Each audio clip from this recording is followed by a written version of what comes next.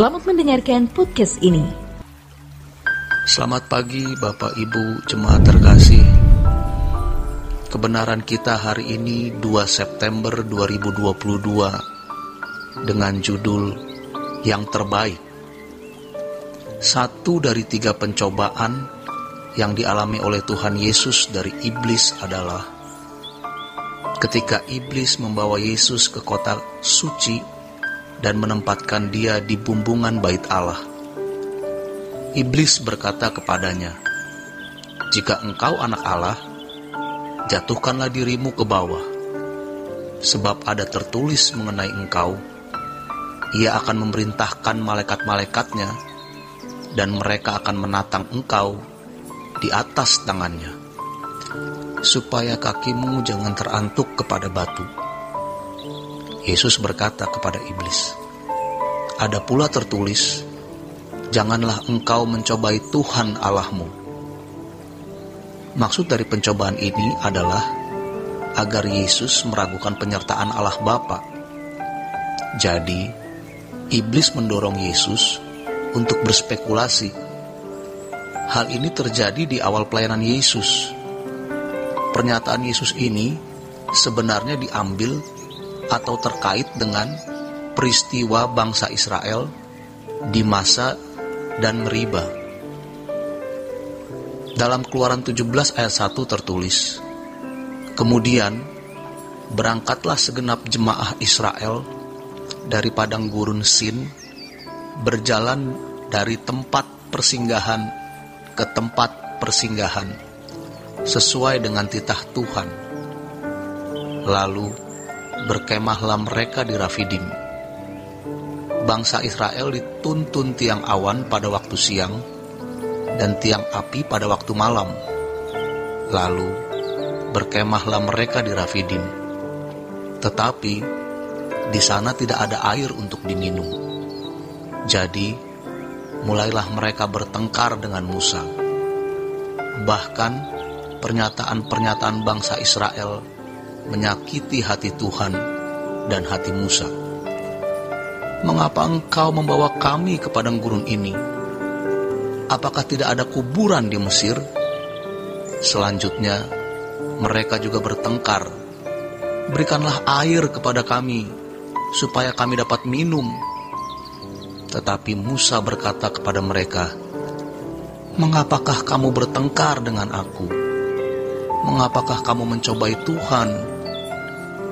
Ada kata mencobai Tuhan.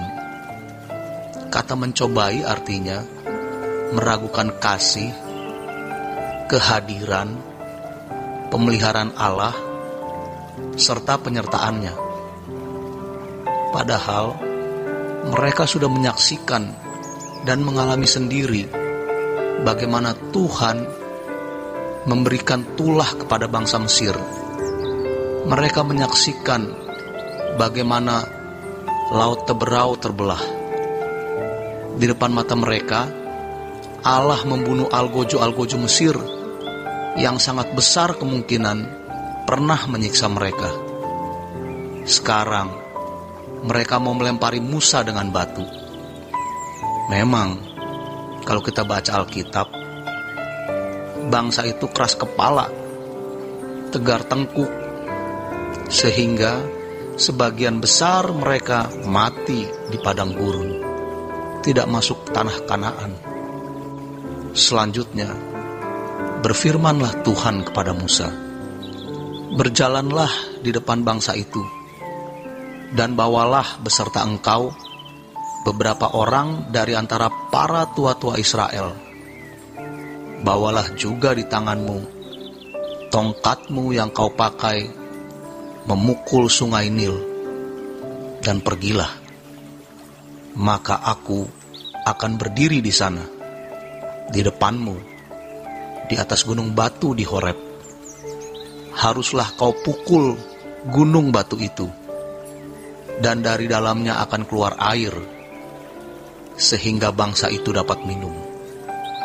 Demikianlah diperbuat Musa di depan mata tua-tua Israel.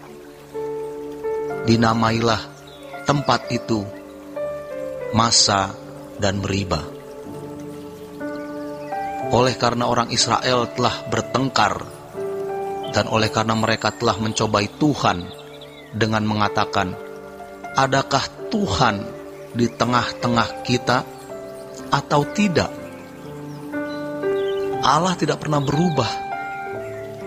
Apa yang Allah pernah lakukan bagi bangsa Israel, Dia juga akan melakukan bagi umat pilihan. Apa arti atau makna peristiwa ini bagi kita sekarang? Disertai Tuhan bukan berarti kita tidak memiliki masalah. Pernyataan Tuhan tidak ditandai dengan keadaan yang serba baik dan tanpa masalah. Ingat, Tuhan Yesus pernah menyuruh murid-muridnya menyeberang Danau Galilea. Hari itu ada badai. Salah satu karakteristik Danau Galilea adalah badai dan angin bisa datang tanpa bisa diprediksi. Ini seperti dunia di mana kita hidup hari ini. Masalah datang tanpa bisa diprediksi. Masalah pasti tidak menyenangkan, tetapi masalah pasti ada. Bangsa Israel dituntun oleh tiang awan dan tiang api, dibawa ke tempat di mana tidak ada air. Tuhan sengaja melakukan itu. Jadi, kalau kita menghadapi masalah yang mengancam ketenangan hidup masa depan, jangan meragukan Allah. Sebagai manusia, ada kecenderungan dan godaan-godaan di mana kita menjadi kecut, kecil hati. Kita memang tidak berkata, Tuhan, mengapa Engkau tinggalkan aku? Memang kita tidak marah secara langsung kepada Tuhan. Tetapi, sikap kita terhadap orang di sekitar kita, sikap kita terhadap keadaan itu, mengisyaratkan kita merasa ditinggalkan Tuhan. Biasanya kita mulai menyalahkan orang di sekitar kita, pasangan hidup, orang tua, tetangga, siapapun yang bisa disalahkan. Atau paling tidak, kita berkata, mengapa?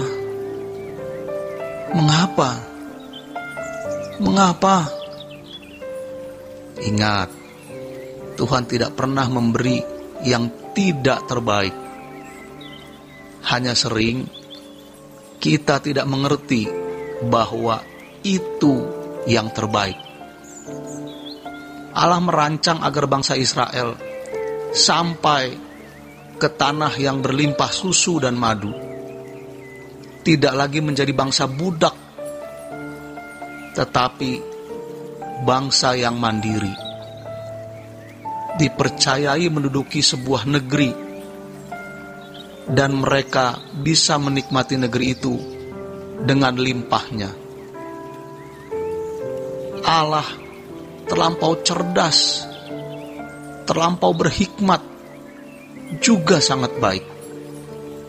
Jadi, ketika Tuhan membawa kita di keadaan-keadaan yang sulit, kita berkata, Dia mengasihi aku. Ia sedang memberi yang terbaik. Jadi bukan sebuah kekalahan, kutuk atau hukuman. Memang bisa didisiplin, tetapi di balik semua itu, Allah pasti merancang yang sempurna. Sebab Allah tidak bisa memercayakan negeri yang berlimpah susu dan madu, tanah Kanaan, tanpa mereka didewasakan. Mereka harus menaruh percaya kepada Bapa, Elohim Yahweh, Allah mereka. Demikian kebenaran firman Tuhan hari ini. Selamat berjuang untuk tetap percaya kepada Bapa. Tuhan Yesus memberkati.